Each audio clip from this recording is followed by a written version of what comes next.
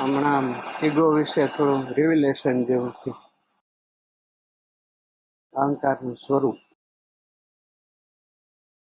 આમ તો બધી મનોવૈજ્ઞાનિકોએ વાત કરી છે, પણ આમ અંતઃપ્રતિથી જેવું છે. અહંકારનું ઓલું બિરબલ ને બાદશાહની વાર્તા જેવું છે. લીટી આઈડિયા વગર મોટી કરો એટલે બીજી બધી લીટી. એટલે એવું લાગે છે કે અહંકાર પોતે મોટો છે એવું બતાવવા કરતા બીજા ક્ષુદ્ર છે એવું બતાવવામાં એને વધારે રસ છે. બધાને નીચા જોર આવે, હલકા પાડે, નિંદામાં રાખે, ખોટું છે બીજાનું, અને પછી તો થોડું ખોટું થાય એમાંય રસ પડે.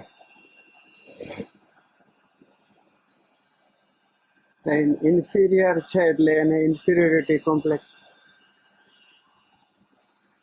એટલે ઓશો એક વાર મજાક સારી કરી છે. એક પોલિટિકલ લીડર ગયા સાયકિયાટ્રિક પાસે, I am suffering from inferiority complex. તો કે don't worry, you are inferior. Complex નો સવાલ નથી.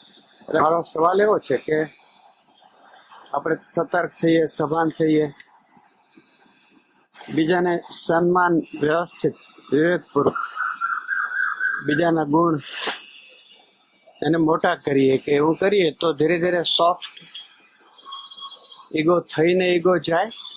એ એક રસ્તો છે. એનાથી ગુણનો વિકાસ થાય. અહંકાર છે એ જોવા સિવાય જાતું નથી. એટલે કંઈ તમે માનો કે તમારી અંદર અશુભ છે અને તમે શુભ કરો, તો શુભનો એક અહંકાર કરે. એ અહંકારને કાઢવા માટે પછી પ્રયાસ તો કરવો પડે. એટલે અહંકાર છે એ જોયા વગર અથવા શરણાગતિ વગર જવાનું. એટલે બીજા ગુણના કોઈ પણ ઉપાય કરશું તો ગુણથી પણ મોટો બનશે. એ તો પાછું સૂક્ષ્મ થાય ને. પણ આપણે અહંકાર જે ભયનો છે એના ઉપર નજર કરીને અહંકાર કેવી રીતે બને છે, અહંકાર શેના દ્વારા બને છે?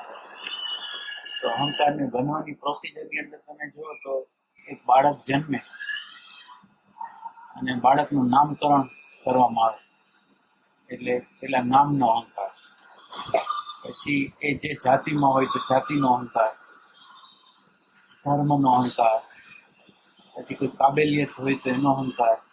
એટલે જે સમાજમાંથી, ધર્મમાંથી, કુટુંબમાંથી જે તે સંસ્કારો આવે ને એ સંસ્કારો દ્વારા ઈગોનો જન્મ. એટલે એક અસ્તિત્વમાંથી એક વ્યક્તિત્વનું નિર્માણ થાય. એ વ્યક્તિત્વ છે એ ઈગો છે. આપણે કુદરતથી છૂટા પડી છે, અસ્તિત્વથી છૂટા પડી છે, અને મારું એક અલગ વ્યક્તિત્વ છે એવું આપણને પ્રતીતિમાં આવે. મારું નામ છે, મારો ધર્મ છે, મારી જાતિ છે. એટલે ઈગોનો જે જન્મ જે થાય છે ને, એટલે કોઈ આપણે રમત રમવી છે, રમતની અંદર ફતે રમે છે, એમાં રાજા રાણીઓ હોય છે, એમાં વજીર હોય છે. ખરેખર વાસ્તવિક રીતે આ રમત છે એ રમવા માટે છે. માનો કે આ વ્યવહાર છે, આ સમાજની અંદર આપણે રહેવું છે, નામ ના પાડી તો ચાલે, જાતિ ન હોય તો ચાલે, એ રમવા માટે છે. એ ભૂલાઈ જાય છે ને સત્ય થઈ જાય છે, એ ઈગો છે. એટલે જે ખરેખર વ્યવહાર માટે હતું એ વાસ્તવિક બની જાય ને એને ઈગો કહેવામાં આવે છે. પછી એના પરિણામો હોય છે, એના સંઘર્ષ હોય છે, એના તણાવ હોય છે, એના ભય હોય છે. એટલે આમ અહંકારને જોવામાં આવે અથવા કોઈ મોટી સત્તાને શરણે કરવામાં આવે,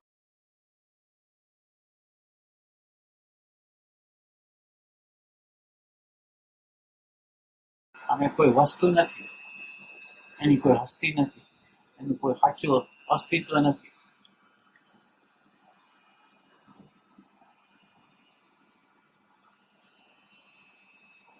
એક તમે એમ સમજો કે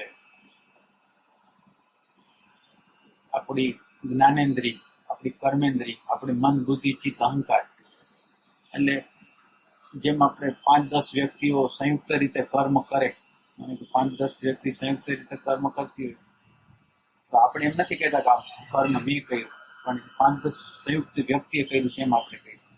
તો ઈગોની અંદર શું બને છે? કે મન, બુદ્ધિ, ચિત્ત, અહંકાર, કર્મેન્દ્રિય, જ્ઞાનેન્દ્રિય બધા પોતાનો હિસ્સો લે છે. કોઈ પણ કર્મ કરવું હોય તેનો પોતાનો હિસ્સો લે. તો આ જે સંયુક્ત રીતે આ ઇન્દ્રિય, કર્મેન્દ્રિય, જ્ઞાનેન્દ્રિય, અંતઃકરણ આ બધાએ સંયુક્ત રીતે કર્મ કર્યું. એ કર્મ છે ને હું ખાતે જ નહીં કર્યું. એટલે ખરેખર આપણે મન જ્યારે સંકલ્પ વિકલ્પ કરે ત્યારે આપણે એને જોતા હોય છે. પછી ચિત્ત ચિંતન કરતું હોય તો જોતા હોય છે. પછી સંકલ્પ કર્યા પછી નિશ્ચય થયો તો નિશ્ચયને મેં જોયો. કર્મેન્દ્રિય દ્વારા શરીરે ગતિ કરી તો એને પણ મેં જોયું. હવે આ દરેક કર્મને મેં જોયું અને દરેક કર્મ અલગ કર્યું છે. હવે વચ્ચે એક જોનાર છે અને એક આ દ્રશ્ય બધી કર્મેન્દ્રિય જ્ઞાનેન્દ્રિય દ્રશ્ય વસ્તુ પણ એ ખુદકો લાગે છે અંદર. આ સંયુક્ત રીતે કર્મેન્દ્રિય જ્ઞાનેન્દ્રિય મન બુદ્ધિ ચિત્ત અહંકારે કર્યું એ નહીં કર્યું છે એવું એને અહંકાર આપી દે છે. એટલે અહંકારનો જન્મ, એટલે અહંકારનું કોઈ વાસ્તવિક અસ્તિત્વ નથી, પણ આવી રીતે એનું અસ્તિત્વ આવે છે. એટલે એક આ બાજુ દ્રશ્ય પદાર્થ છે, આ બાજુ એક અદ્રશ્ય અવ્યક્ત આત્મા છે. આ બે વચ્ચે એક સૂક્ષ્મ શરીરની કડી છે, સૂક્ષ્મ શરીર મન બુદ્ધિ ચિત્ત અહંકાર. હવે દ્રશ્ય સાથે સંયુક્ત થાય છે એટલે અહંકારનું નિર્માણ થાય છે, અને અવ્યક્ત સાથે જો એનું જોડાણ થાય છે તો અહંકારનું વિસર્જન થાય છે.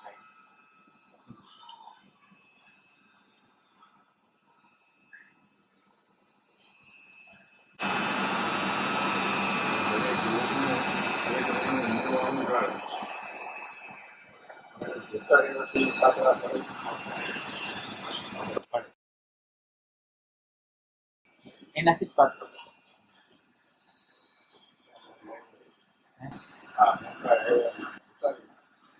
એટલે અહંકારને કાઢતા પહેલા, અહંકારના મૂળને કાઢતા પહેલા અહંકાર જીવિત શેનાથી છે? તો એ કે આગ્રહોથી, માન્યતાઓથી જીવિત છે. તો જેટલા અંશમાં આપણા આગ્રહો માન્યતાઓને આપણે જતા કરી છે એટલા અંશમાં અહંકારનું વિસર્જન થવાની શરૂઆત થઈ જાય છે. ડાયરેક્ટ રીતે એને ટચ નથી કરતા, ઇનડાયરેક્ટ રીતે ટચ કરતા અહંકારના મૂળ સુધી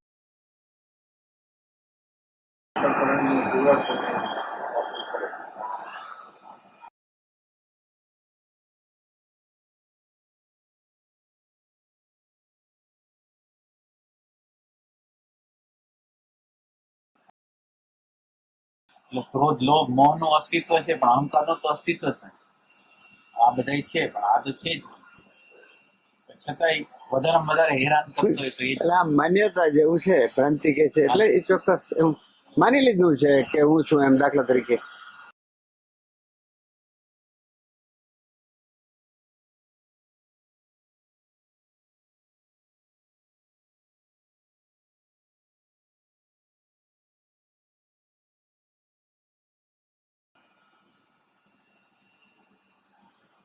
આમ જોઈએ તો આપણે શ્વાસ લઈ છીએ, ઓક્સિજન બહારથી લઈ છીએ, એટલે હવામાંથી આપણે શ્વાસ લઈ છીએ. આપણે અન્ન લઈ છીએ તો આ પૃથ્વીમાંથી અન્ન લઈ છીએ. આપણે ચાલી છીએ તો પૃથ્વી ઉપર ચાલી છીએ. તો આપણે જે કર્મો કરી છીએ, શ્વાસ અંદર લીધો અને બહાર કાઢ્યો, એ સમષ્ટિનો શ્વાસ છે ને સમષ્ટિનો શ્વાસ અંદર લઈ છે સમષ્ટિ, અને અંદરથી પાછો એ જ શ્વાસ બહાર કાઢી છે, અન્ન ત્યાંથી લઈ છે. સૂર્ય દ્વારા આ જીવન હોય છે, જલ દ્વારા જીવન હોય છે. તો એ બધું આપણું વ્યક્તિગત નથી, છતાં શ્વાસ બહાર લેતા હોય છતાં હું વ્યક્તિ બની જાઉં છું. શ્વાસ સમષ્ટિનો છે, અન્ન સમષ્ટિનું છે, વાયુ સમષ્ટિનો છે, તેજ સમષ્ટિનું છે. હું ક્યાં છે? એ જ વાયુ હું બહારનો લઉં અને હું થઈ જાઉં. બહારનું અન્ન લઈને હુંનું નિર્માણ. ખરેખર હું જેવું અસ્તિત્વ નથી. આકાશ, વાયુ, તેજ, જલ, પૃથ્વી, સત્વ, રજ, તમ, આ પ્રકૃતિ એની રીતે વર્ક કરી રહી છે, પણ એ પ્રકૃતિની અંદર આપણે હું ભેળવી છીએ. આમ જોઈએ તો આપણું સ્વતંત્ર રીતે કોઈ કર્મ નથી. આકાશ, આપણી અંદર આકાશ છે, આપણી અંદર વાયુ છે, આપણી અંદર તેજ છે, એ સમષ્ટિનું જ છે, મારું સ્વતંત્ર કઈ નથી. બીજી રીતે જોઈએ તો સંસ્કારો છે એ બહારથી આવે છે, સમાજમાંથી આવે છે, ધર્મમાંથી આવે છે, સંસ્કૃતિમાંથી આવે છે. તો એમાંથી જે સંયુક્ત હિસ્સોમાંથી એક નાનો હિસ્સો હું સિલેક્ટ કરું છું, અને નાનો હિસ્સો જે સિલેક્ટ કરું છું એને હું કહું છું. હવે ખરેખર ઈ આપણા સમાજનું છે, ધર્મનું છે, કુટુંબનું છે, સંસ્કારો આવેલા છે બહારથી આવે. એટલે એમાં અમુક સંસ્કારોને હું મારું પસંદગી કરું છું, આ મને ગમશે, આ નહીં ગમે, એમાંથી હું નિર્માણ. મહર્ષિ કહે ને કે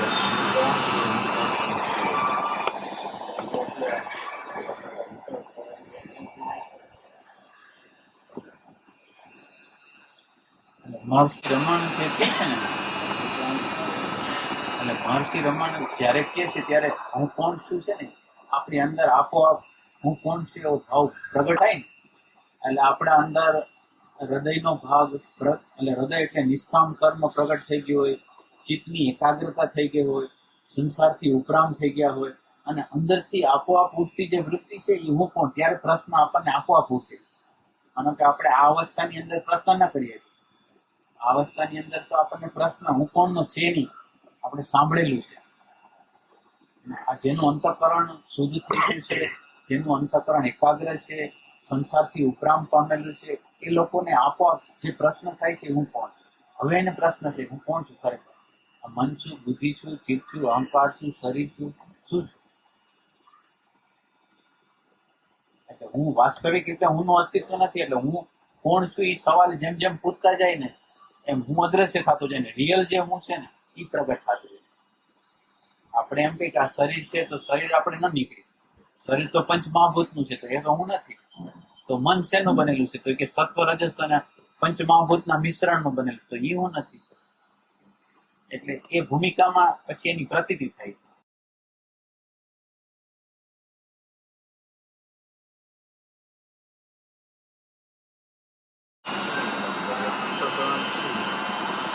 અંતઃકરણ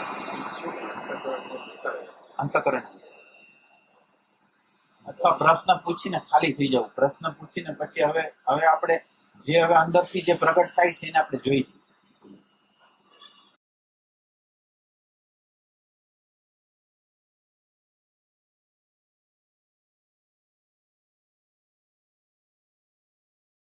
એટલે દ્રશ્ય જે તમામ વસ્તુ હોય છે ને, હું કોણના સવાલની અંદર જેટલું જેટલું દ્રશ્ય હોય હું ન હોય.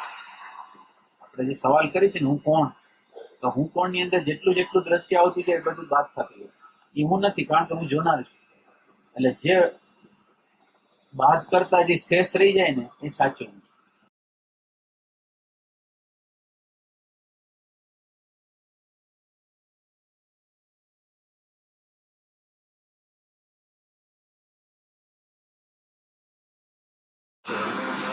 બધાને ઈ જ કીધું.